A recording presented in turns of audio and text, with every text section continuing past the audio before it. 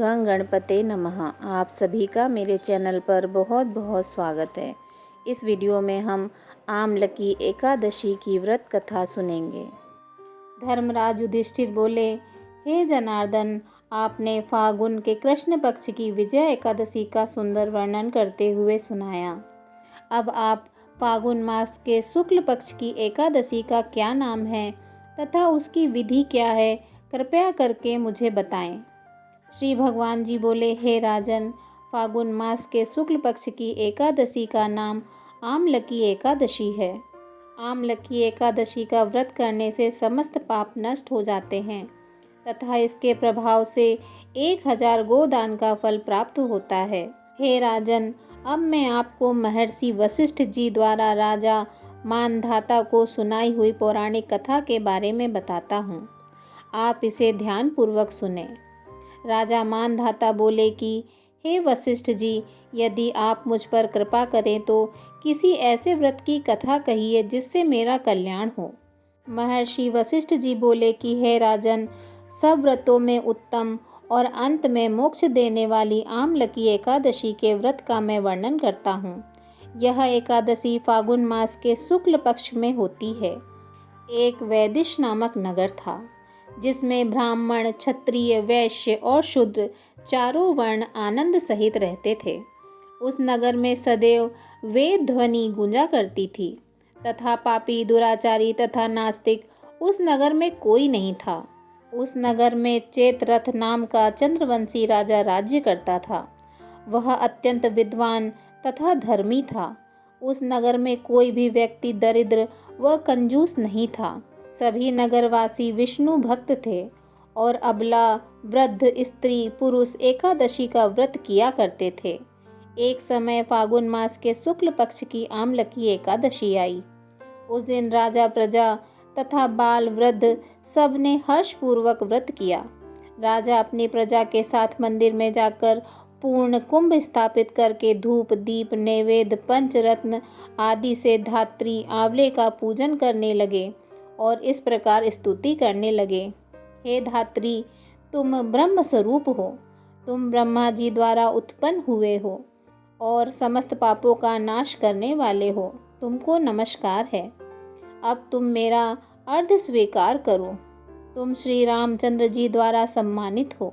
मैं आपकी प्रार्थना करता हूँ, अतः आप मेरे समस्त पापों का नाश करो। उस मंदिर में सबने रात्रि को जागरण किया। रात के समय वहाँ एक बहेलिया आया जो अत्यंत पापी और दुराचारी था। वह अपने कुटुंब का पालन जीव हत्या करके किया करता था। भूख और प्यास से अत्यंत व्याकुल वह बहेलिया इस जागरण को देखने के लिए मंदिर के एक कोने में बैठ गया और भगवान विष्णु तथा एकादशी महात्म्य की कथा सुनने लगा। इस प्रकार अन्य मनुष्यों की भांति उसने भी सारी रात जागकर बिता दी। प्रातः काल होते ही सब लोग अपने घर को चले गए तो वह बहेलिया भी अपने घर को चला गया।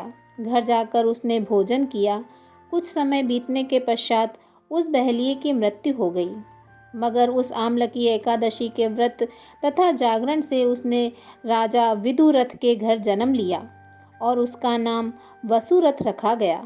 युवा होने पर वह चतुरंगिनी सेना सहित तथा धन्य धान्य से युक्त होकर 10,000 ग्रामों का पालन करने लगा। वह तेज में सूर्य के समान, कांति में चंद्रमा के समान, वीरता में भगवान विष्णु के समान और क्षमा में पृथ्वी के समान था। वह अत्यंत धार्मिक, सत्यवादी, कर्मवीर और विष्णु भक्त था। वह प्रजा का समान भाव से पालन करता था। दान देना उसका नित्य कर्तव्य था। एक दिन राजा शिकार खेलने के लिए गया। देवयोग से वह मार्ग भूल गया और दिशा ज्ञान न रहने के कारण उसी वन में एक वृक्ष के नीचे सो गया। थोड़ी देर बाद पहाड़ी मलेच्छ वहां पर आ गए और राजा को अकेला देखकर मारो मारो शब्द करते हुए राजा की ओर दौड़े। मलेच्छ कहने लगे कि इसी दुष्ट राजा ने हमारे माता पिता, पुत्र पौत्र आदि अनेक संबंधियों को मारा है तथा देश से निकाल दिया है, अतः इसको अवश्य मारना चाहिए। ऐसा कहकर वे मलेच्छ उस राजा को मारने दौड़े। और अनेक प्रकार के अस्त्र शस्त्र उसके ऊपर फेंकने लगे। वे सब अस्त्र शस्त्र राजा के शरीर पर गिरते ही नष्ट हो जाते और उनका वार पुष्प के समान प्रतीत होता। अब उन मलेच्छों के अस्त्र शस्त्र उल्टा उन्हीं पर प्रहार करने लगे, जिससे वे मूर्छित होकर गिरने लगे। उसी समय राजा के शरीर से एक दिव्य स्त्री उत्पन्न हुई। वह स्त्री अत्यंत सुंदर होते हुए भी उसकी भ्रुकुटी टेढ़ी थी। उसकी आंखों से लाल लाल अग्नि निकल रही थी, जिससे वह दूसरे काल के समान प्रतीत होती थी। वह स्त्री मलेच्छों को मारने दौड़ी और थोड़ी ही देर में उसने सब मलेच्छों को काल के गाल में पहुंचा दिया।